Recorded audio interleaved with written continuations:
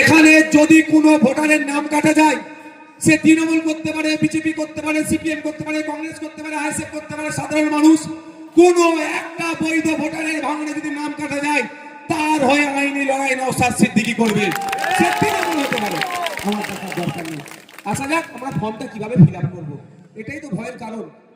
এই ফর্মটাকে সহজ করার জন্য আমি 4টে পাঠ করেছি, 40 হলে বলবো, এই 35 হলে। এই ফর্মটাকে ফিল আপ করার জন্য, এটা পুরো ফর্ম তো দেখতে পাচ্ছেন বাবু, দেখা যাচ্ছে মা, 4টে পাঠ করেছি যাতে সহজে আপনারা বুঝতে পারেন। আপনাদের বাড়িতে অলরেডি ফর্ম পৌঁছে গিয়েছে, আবার অনেকের বাড়িতে ফর্ম পৌঁছায়নি। যাদের বাড়িতে ফর্ম পৌঁছেছে তারা বুঝতে পারছে, বা যারা ছবি ইন্টারনেটে দেখেছে তারা বুঝতে পারছে। আমি আপনাদের সুবিধার্থে এই ফর্মটাকে 4টে পাঠ করেছি, ছোট করে দিয়েছি, একটা একটা করে কোশ্চেন করবে আর উত্তর দেওয়ার জন্য। প্রথম পাঠে কি আছে দেখুন, আপনাদের বাম দিক থেকে এখানে আপনার নাম, এপিক নাম্বার, আপনার ঠিকানা প্রিন্ট হয়ে আসবে, কারো বাড়ি এসে গিয়েছে, কারো বাড়ি আসবে।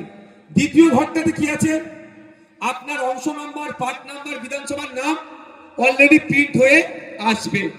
3 নম্বর ঘরটায় কিউআর কোড আছে। অনুরোধ করছি নতুন যে ফর্মগুলো পাবেন এই ঘরটায় কেউ পেন দিয়ে ঘেঁচাঘেঁচি করবেন না।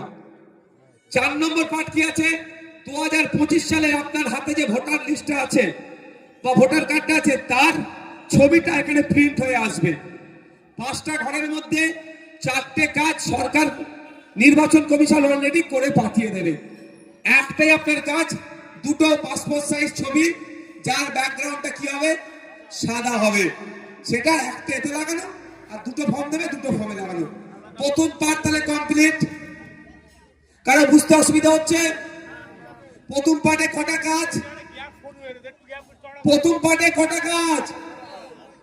একটা কাজ, কি? ছবিটা লাগানো। প্রথম পার্ট শেষ হয়ে গেল, ফর্মের প্রথম পার্ট শেষ। এবার হচ্ছে সেকেন্ড পার্ট। এই জায়গাটি, এই পার্টটি, এখান থেকে এটা পুরো সেকেন্ড পার্ট হিসাবে আমরা দেখাচ্ছি। অর্থাৎ জন্ম তারিখ থেকে স্বামী অথবা স্ত্রীর এপিক নাম্বার পর্যন্ত যেটা আছে সেটাকে আমরা সেকেন্ড পার্ট দেখাচ্ছি। ফার্স্ট পার্টের কাজ শেষ, সেটা ঢুকিয়ে দিই।